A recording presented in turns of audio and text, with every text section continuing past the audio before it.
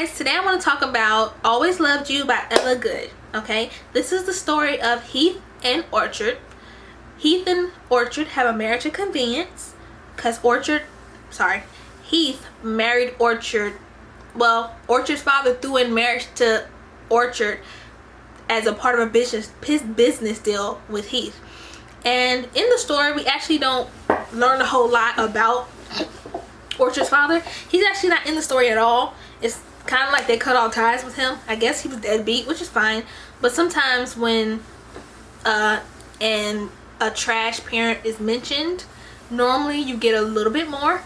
And I might have liked a little bit more, but Heath and Orchard actually gave me what I wanted. Where he starts, Heath and Orchard. So when Heath married Orchard, she was 18. He was 28. He was 10 years older than her. So he didn't think it was appropriate for him to start any kind of sexual relationship with her.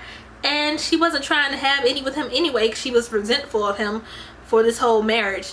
Felt like she'd been sold off, you know, like she was property. She didn't appreciate that. And so they didn't have sex. Now, I think it's like 5 years later now. And even though the only thing he ever required of her in this marriage of convenience is for her to have dinner with him every night at 7 p.m. What was it, every night?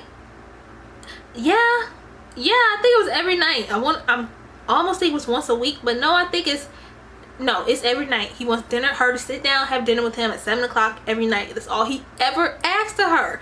Okay, no sex. He paid for her to go to school. She didn't really have to go to, it didn't seem like he was making her go to like these business dinners or anything like that you hear about in other stories with marriages of convenience.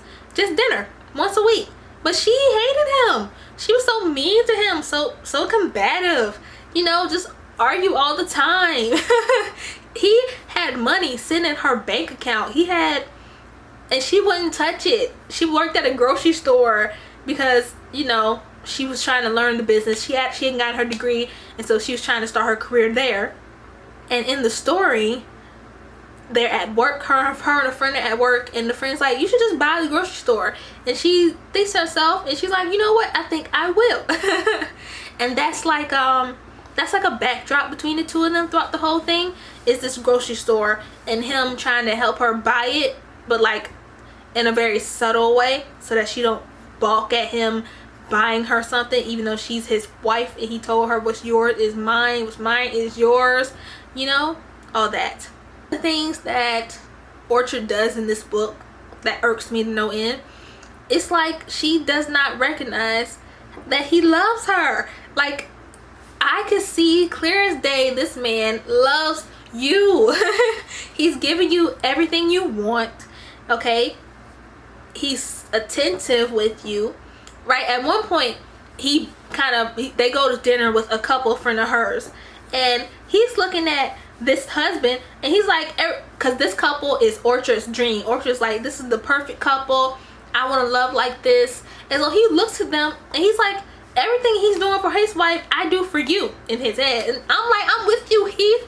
Everything a man in love does for his wife, you are doing for her, and she doesn't notice it because you didn't say it. It's actually really annoying, but it's kind of like a love language thing, right?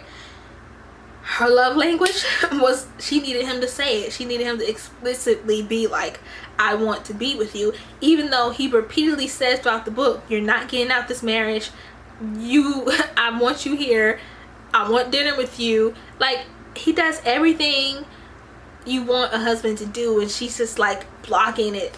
She's not receiving it, and she's not interpreting it the way it should be interpreted, you know? Heath and Orchard didn't have a whole lot of drama either. This week I've been looking for books with like drama. Like, I want capital D drama and angst, and I haven't been able to get that with any of the books I've been reading. But I didn't mind with this one because, you know, I loved Heath, okay? I thought he was great. I was like, girl, if you don't let this man love you, okay, like, what more do you need? He's giving you everything you want. Well, of course, in these books, the woman always gotta be like, I want to be independent, I don't want your money, whatever. That's not really my bag, okay, but whatever.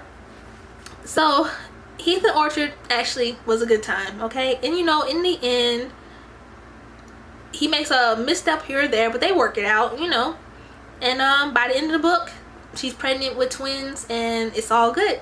So I think if you want to read it, you should read it. It's a good time. Ella, actually, let me stop.